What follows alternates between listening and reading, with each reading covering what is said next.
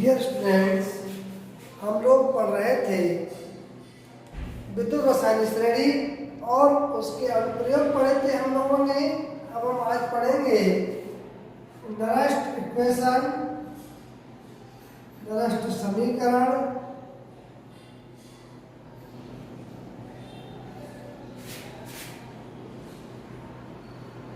नरस्ट equation के बारे में पढ़ेंगे।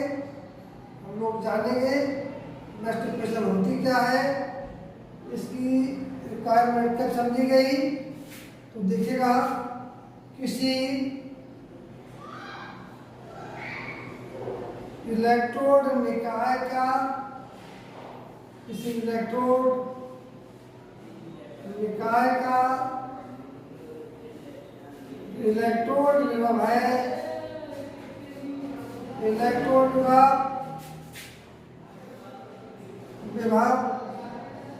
तीन कारकों पर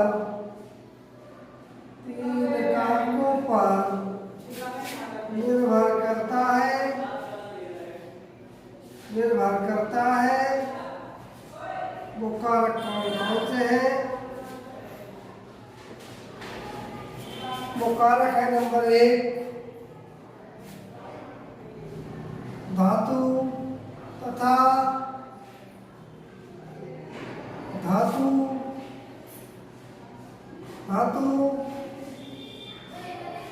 आयनों की प्रकृति,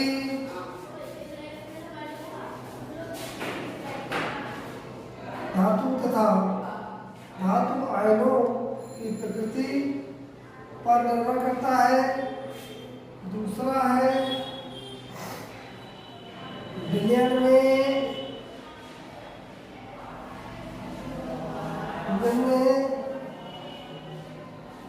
आयनों का सांद्रता क्या है, इस सांद्रता पर। और तीसरा कारक है ताप।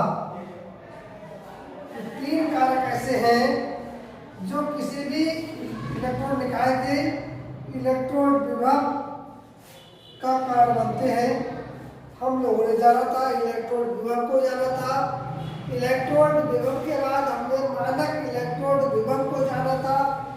मानक इलेक्ट्रॉन विभव के समय पे हमने जाना था कि अगर किसी धातु आयनों की प्रकृति इलेक्ट्रोलाइट है और सांद्रता कितनी है, सांद्रता 1 मोल प्रति लीटर है, ताप 25 डिग्री सेल्सियस और 298 केल्विन है, या 298 केल्विन है। इसकी सांद्रता कितनी है? 1 m है।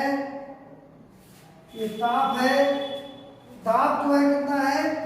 जो वायुमंडलीय दाब है, वायुमंडलीय दाब जो हमने वो रखा था, वायुमंडलीय दाब वो रखा था 1 atm। अगर ये सभी मानक कोई भी इलेक्ट्रोड पूरा कर रहा है, इलेक्ट्रोड निकाय पूरा करेगा, तो वह उसका मानक इलेक्ट्रोड विभव कहलाएगा। और हम ये मानक इलेक्ट्रोड विभव विद्युत रसायन श्रेणी में से देख के बता सकते हैं कि किस धातु का मानक इलेक्ट्रोड विभव कितना होगा।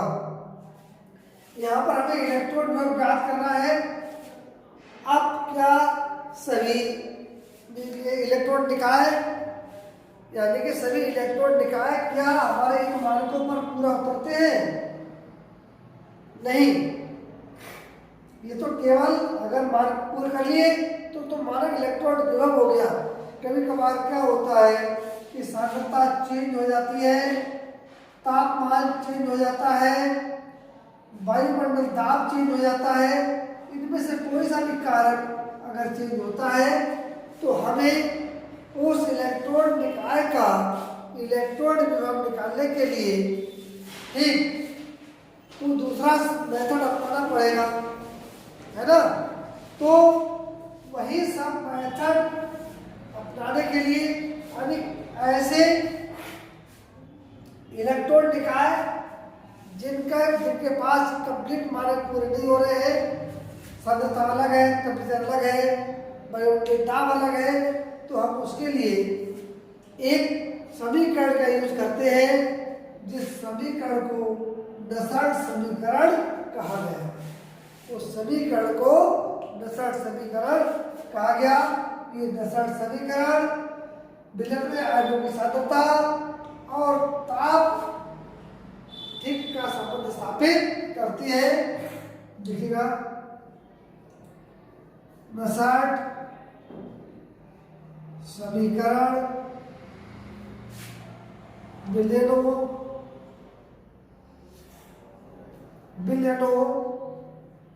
की सांद्रता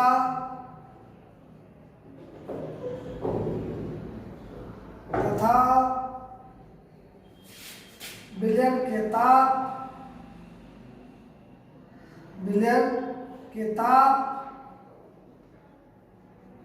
में संबंध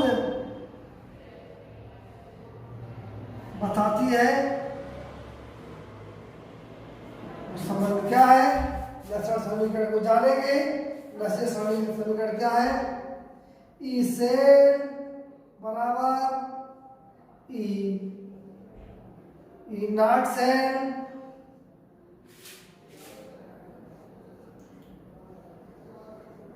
माइनस ठीक आता है R T upon N F log ई।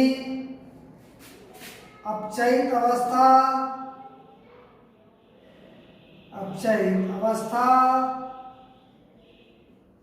बटे ऑक्सीकृत अवस्था इसको हम इंग्लिश में reduction state oxygen state RSOS ठीक, यह है रिडक्शन स्टेट।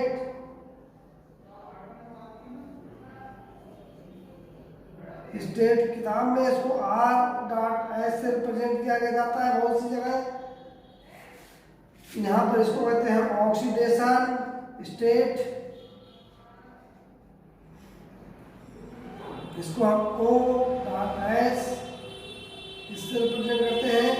बहुत सी किताबों में RS और OS दिया हुआ है, इसको आप समझ जाना ठीक।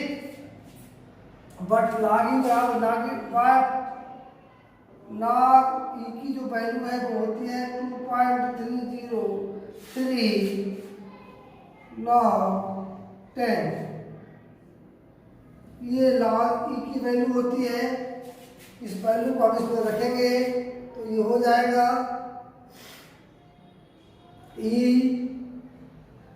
Cell equal to E not cell minus 2.303 RT upon NF log 10। अपचयित अवस्था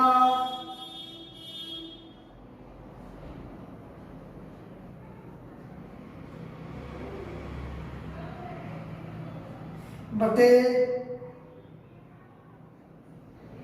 ऑक्सीकृत अवस्था।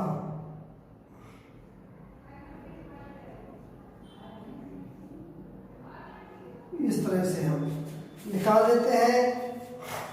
जहां ई सेल क्या है ठीक, यह है इलेक्ट्रोड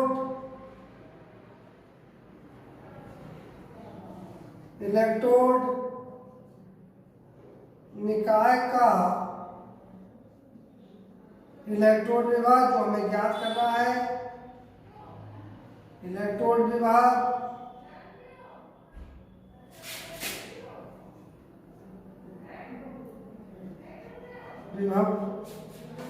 ठीक। E0 सेल क्या है? उसी इलेक्ट्रोड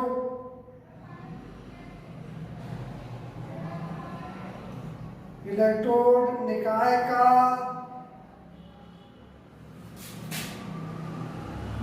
मानक इलेक्ट्रॉन विभव, मानक इलेक्ट्रॉन विभव। और क्या है, ये गैस नियतांक है, ये गैस नियतांक है जिसकी वैल्यू 8.310 जूल पर केल्विन पर मोल होती है। ये इसकी वैल्यू होती है। टी क्या है, टी ताप होता है जिस ताप पर हमें उस निकाय का ई सेल निकालना है। और एन क्या है, एन जो है वो इस ऑक्सीकृत और अपचयित अवस्था में, ऑक्सीकृत तथा अपचयित अवस्था में, अपचयित अवस्था में स्थानांतरित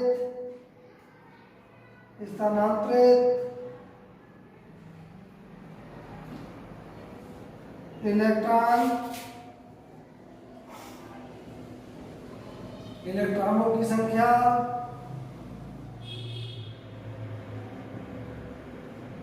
और साथ में जो एफ है वो है फैराडे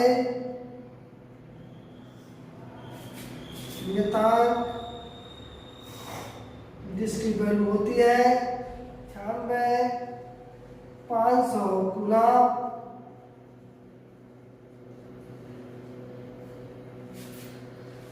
और इसके साथ में जो अपचयित और ऑक्सीकृत अवस्था है, अपचयित अवस्था क्या है, सेल का अपचयन विभाग, सेल का अपचयन पर सांद्रण, अपचयन पर सांद्रता,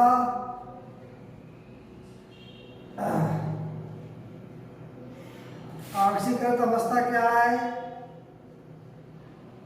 ऑक्सीकृत अवस्था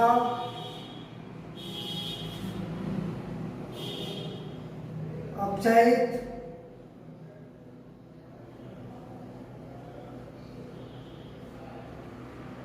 अवस्था में अपचयन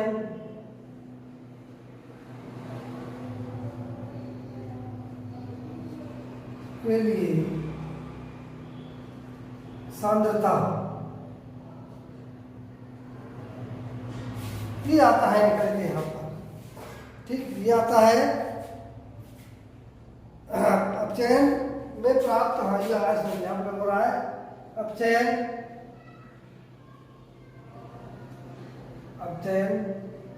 में प्राप्त पदार्थ की सांद्रता, साफ साफ लिख दो जरा में, अपचयन में प्राप्त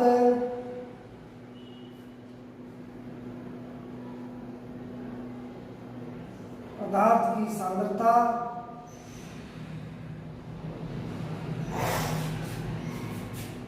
ठीक, ये है इस पूरे इसका मतलब।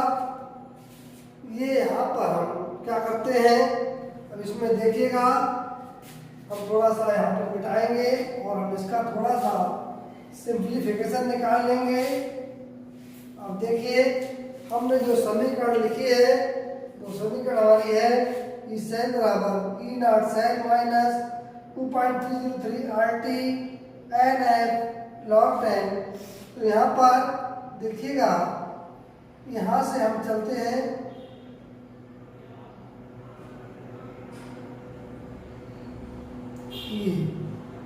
यानी कि 2.303 RT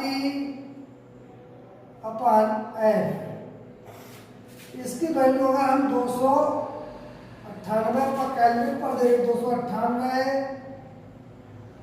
केल्विन पर, यानी कि 225 डिग्री सेल्सियस पर इसका जो जिसका मान होगा पर का मान कितना होगा, होता है 0.0591, ये इसका मान आ जाता है। यहाँ पर हम इसको और सिंप्लीफाई करके ले सकते हैं।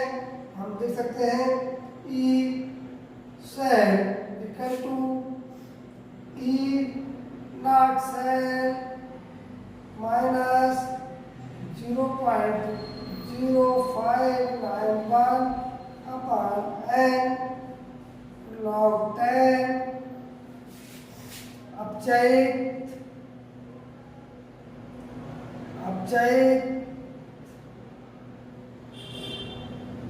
अवस्था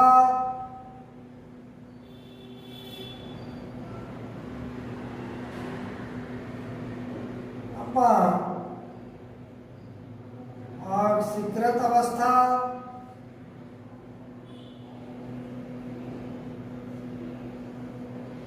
बच्चों इस चीज को ध्यान में रखना। यहाँ पर अगर आप ये वाली वैल्यू रखें यानी इस वैल्यू का यूज करें, तब आप उस इलेक्ट्रोड निकाय का ताप जरूर देख ले। ताप इतना ही होना चाहिए। अगर ताप घटता बढ़ता है तो इसकी वैल्यू घटती बढ़ती है। इस चीज का आप जरूर ध्यान रखें। इस चीज का आप जरूर ध्यान रखना कि अगर ताप बढ़ता बढ़ता है तो ये चीज जरूर घटे बढ़ेगी। ठीक, ये मान घटे बढ़ेगा।